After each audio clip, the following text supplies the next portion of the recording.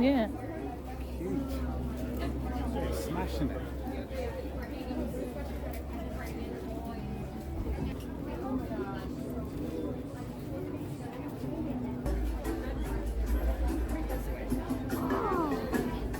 What happened? What did you do? Maybe they sold out, maybe. Jumbo, everyone, and welcome to Kilimanjaro Safaris.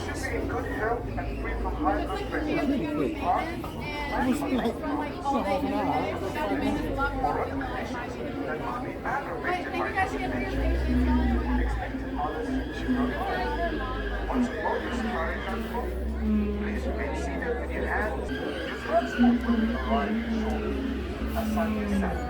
enjoy your adventure at Kilimanjaro Safaris. And we're gonna go red to yellow, then stop, yellow line on the floor.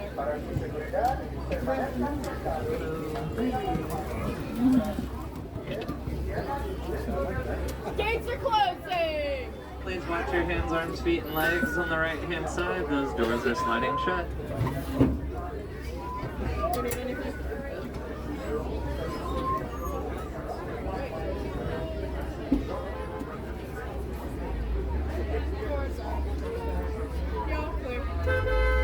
Thank you, Warden. Here in Harambe, we like to say Twinde. Twinde means let's go. Jumbo friends, my name is Steven. I'll be your safari guide here on the Harambe Wildlife Reserve. Please remain seated at all times, keeping hands, arms, feet, and legs inside the truck. And please go ahead and secure all those loose articles, or as I like to call them when they fall off the truck, lost and thank yous. Above your head, you're going to notice an animal spotting guide. Now that will help us to identify a lot of the animals here on the reserve. Once again, friends, this is a real truck. I'm a real driver, and this driver really will not be filling out paperwork today, so remain seated at all times. This is a photo safari. You're more than welcome to take as many photos as you would like, but we do ask that you please turn your camera into a sport or action mode, while also turning off the flash. It scares your driver, it scares the animals, and you don't want that because you want to come back home.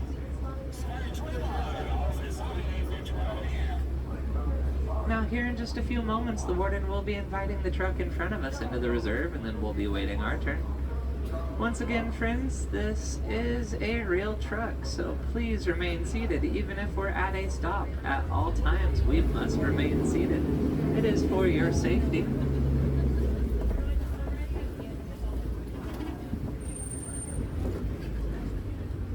When the warden gives us that all clear, we'll be heading on our way out of here, and our first stop will be in the Atiri Forest. Now, in the Atiri Forest, animals do use their natural camouflage to blend in with their surroundings. So it's going to be a little bit harder to find these ones because they are very good at hiding.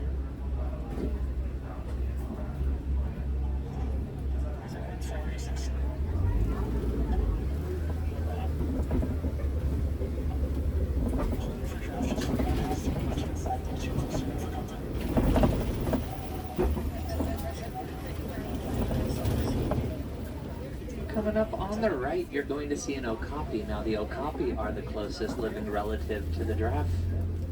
The males will typically have 2 points on their head called ossicones. The females will not, but they will be slightly taller than those male counterparts. Over to your left, kind of hidden behind these trees, is called a saddle-billed stork. Now, they get that name because of the yellow saddle-shaped flap on their bill. They stand between 3 to 5 feet tall and have a 4 to 6 foot wingspan. Males will typically have brown eyes, females yellow eyes, and they communicate by rattling those yellow saddle-shaped flaps.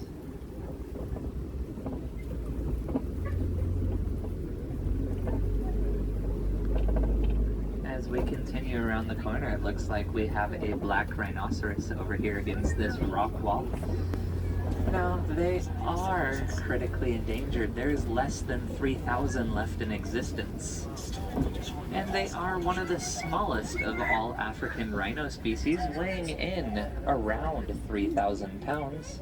Now, they have a large upper prehensile lip, also known as a hooked lip, that they will use to pull leaves off of bushes and trees. But what brings all rhinos together is they all have a horn on their face, which is made up of keratin, which is the same material as our fingernails and our hair. They love to shape those horns by rubbing them against hard surfaces to get the desired shape that they would like. Coming up here on the left, we're going to see these reddish-orange creatures called bongo. Now, bongo are commonly referred to as the ghosts of the forest. Both male and female bongo have those horns they use to push through tall brush. Also, next to those bongo, you would have seen some tannish, almost grayish-looking animals. Those are called kudu. Now, those ones are female kudu, we can tell because they do not have horns, while their male counterparts have horns that range to be about 6 feet in length with 2 full spirals in them. But we're now leaving the Atiri forest and heading over to the Safi River. Now, here in the Safi River, the animals are more aquatic, so let's go see what we can find. These large gray birds we see here on the right-hand side are called pink-backed pelicans. They get that name because during mating season, their skin turns a shade of pink. They also are one of the very few bird species that does not sweat. Instead, they have a gullard under their bill they'll inflate and flutter to help them regulate that body temperature. If you look to your left, you're going to see what looks to be like a rock in the middle of this water. That's actually a hippo. Now, hippos do spend the majority of their time under the water. They can actually hold their breath for 8 minutes at a time before bobbing their head up to get air and going right back underneath. Now, they are very territorial and they will protect their own. On land, they get up to speeds of 35 miles an hour. And while it looks like they are swimming, they're actually just walking along the riverbed.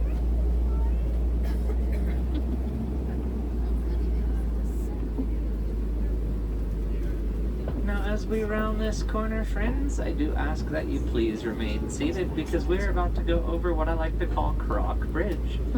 And ironically enough, we call it that because there is some Nile crocodile underneath us. Now, the difference between a crocodile and an alligator is their snout. Crocodile have a pointed snout, whereas alligators will have a long, rounded U-shaped snout. When the eggs are about to hatch out, those crocs will put those eggs in their mouth and they'll swirl them around with their tongue. That helps to soften the eggshell and make it easier for those babies to hatch out. As we climb on up this hill, we're leaving the Safi River and we're heading over towards the savannah. Now, in the savannah, we're going to encounter a lot of animals that have to rely on their speed as well as their hiding abilities to get away from their predators. So let's go see what we can find as we head on in. Coming up here on the right, we're going to see this large tree. It's called a baobab tree. Now, the baobab tree is also referred to as the upside down tree or tree of life. They are typically leafless for about 9 months out of the year, and they have a sponge-like texture inside them that holds lots of water. Now, a tree of that size is about 200 years of age and can hold hundreds upon hundreds of thousands of gallons of water in its trunk. During the dry season, the animals will seek out those baobab trees and drink from them. So even if there is not a viable water source, they can always count on those baobab trees to give them life.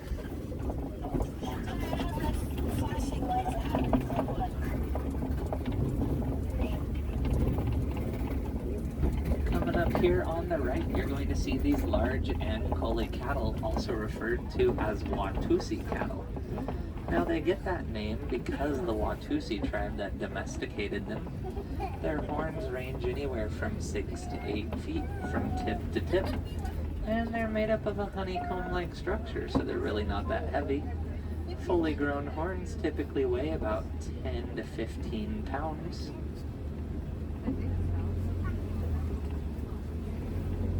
Coming up here on the left, we're looking out for some predatory animals called spotted hyena.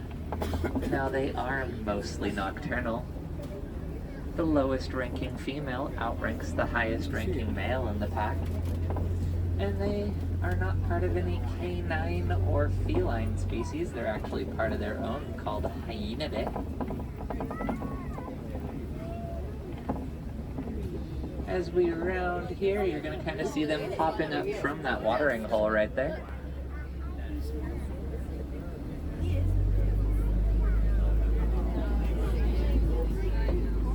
Also over here on the left, we're on the lookout in these trees for what we call sable antelope. Now, sable antelope are the emblem of the Harambe Wildlife Reserve.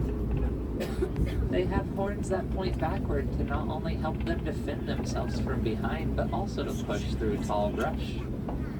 Now also, as we're rounding these corners, you're going to see these large mounds of dirt called termite mounds. Termite mounds are made up of dirt, dung, and saliva. They get as hard as concrete. And just like the ant colony, the termite colony is led by a queen. Now you might have noticed that our trees have a little bit of a netting around it. Now this netting is to help our trees from our giraffe. The giraffe don't only love to eat tree leaves, but they love tree bark. But when they eat all the bark off those trees, we end up losing them. So we put that netting there to kind of try to keep the giraffe away. And coming up here on the right, you're going to get a really good view of one of our Ankole cattle.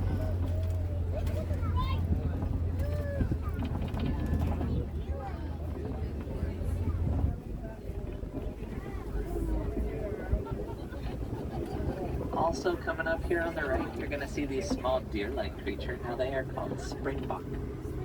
They can jump 6 feet straight up in the air and 13 feet straight forward when spooked, reaching speeds nearly 40 miles an hour.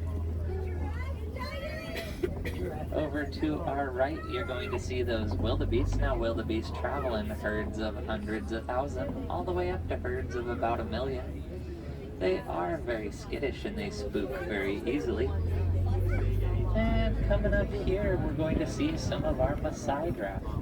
Now they get that name because of the messy or little jagged edges we see around their spots. At birth, they're about 6 feet tall, and they take about a 6-foot drop down to the ground as a nice little welcome to the world, but it helps them to be able to breathe. At their tallest, they're somewhere between 16 and 20 feet in height. And they have 7 bones in their neck, just like us humans.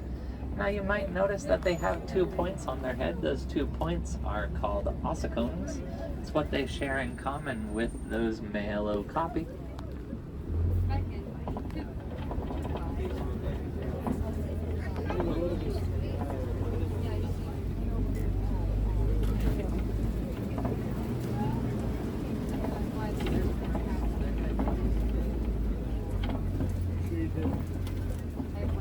We're now going to head further into the savannah where we're going to be on the lookout for elephants and mandrill monkeys.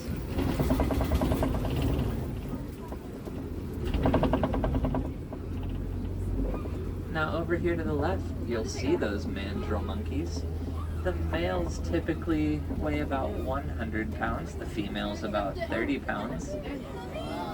The other difference between male and female is the males will have a more prominent reddish-blue coloring on them.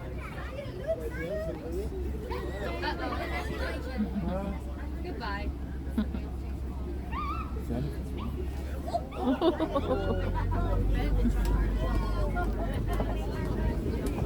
Now, to relate them to a Disney character, that would be Rafiki. Rafiki is a mandrill monkey. Over here to our right, you're going to see an elephant. Now, the oldest female of the herd is the matriarch of the herd. She'll lead, guide, and teach the members of that herd the way she learned as she grew up. And then at the age of 15, the males will typically get kicked out of the herd and either have to form a small bachelor herd or travel alone. Now, some ways that they like to stay cool is they will flap their ears. As they do so, the blood vessels will open up, dropping their body temperature 10 to 15 degrees. Other ways is they will take some mud and dirt and throw that on themselves. That kind of acts acts as a natural sunscreen, but it protects their sensitive skin. And the final way is they will submerge themselves in water.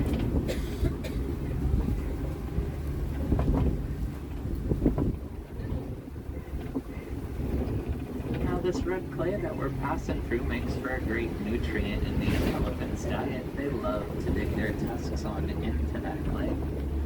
Now, elephant tusks are made up of ivory. It's commonly what they are poached for out in the wild. It is 100% up to us to protect this amazing species so we do not lose them forever. They say that elephants are one of the smartest animals around and that they will remember you forever. So I definitely wouldn't want to mess with a herd of elephants.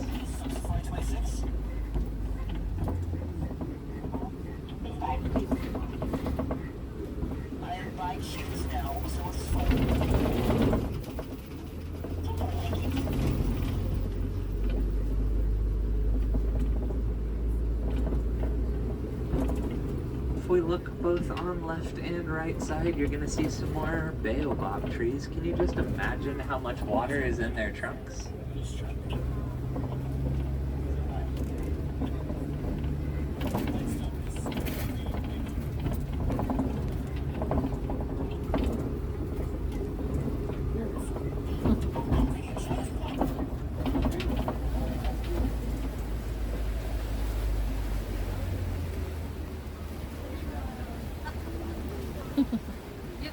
Coming up here on the left, we're going to see some of our greater flamingo. They are the lightest coloring of pink of all flamingo species. At birth, they have gray feathers, and then as they eat their diet of brine shrimp, it gives them the keratin they need for those feathers to turn pink. Now, a flock of flamingo is called a flamboyance, and a lot of times you'll see them standing on one leg versus two. That's because they balance better on one leg than they do on two.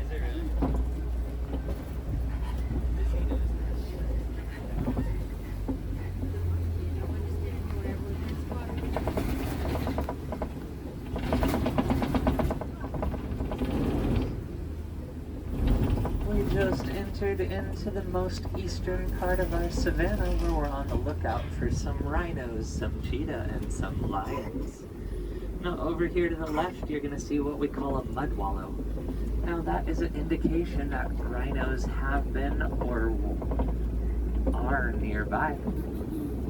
Now just like the elephants, the rhinos will coat themselves in a healthy layer of mud to protect their sensitive skin. They do have really poor eyesight. They can only see about 10 feet in front of themselves, so they get a common nickname called a crash. And that's exactly what they do. They crash into a lot of things. Coming up here on the left, we're on the lookout for some cheetah. Now, cheetah are one of the fastest land animals. They can get up to speeds of 70 miles an hour. Now, they can only hold that speed for a few hundred yards at a time before they have to rest that energy for their next sprint. While you would think due to their speed they would be successful hunters, they only have a 10 to 20% success rate. Yes, work for it.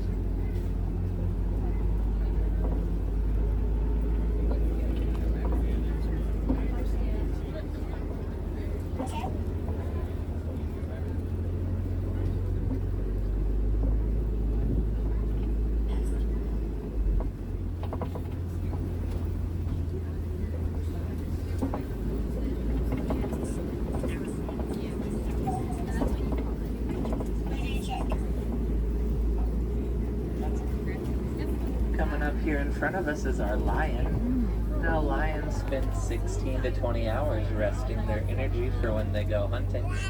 During the day they have the same vision as us, but at nighttime they have 6 times the vision. And it has been said that you can hear their roar from 5 miles away.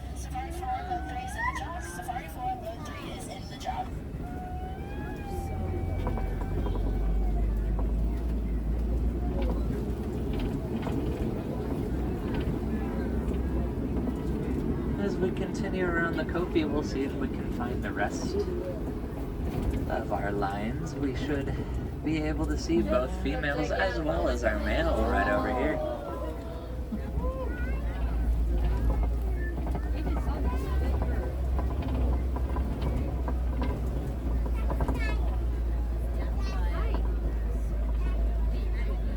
Now, the male lion we see right here was the inspiration for the live-action Simba in The Lion King.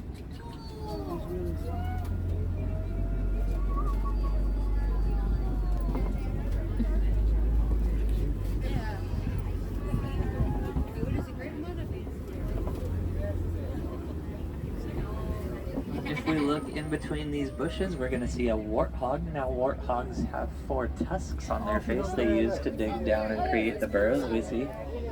Once they're done creating the burrow, they will back into them with their tusks pointed outward to fend off any predators that might try to attack.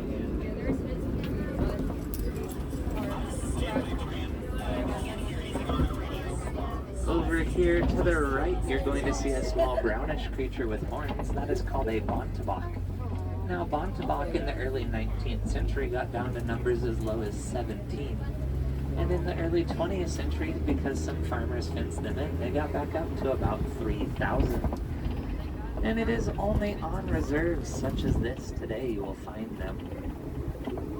Interestingly enough, the one we saw over there was actually 16 years old about 2 weeks ago, making him the oldest known bontebok.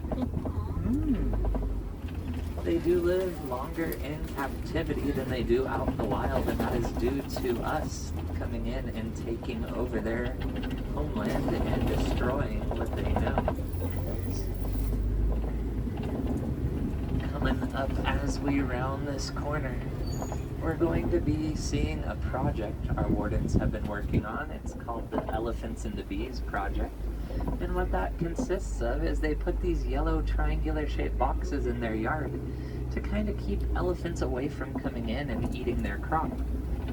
And it's called a bee box, and elephants are deathly afraid of bees, so when they put those bee boxes up, those elephants typically stay away, and that also gives them a second source of income selling that honey. Now, conservation is key to the success and survival of every one of the animal species we saw out here today.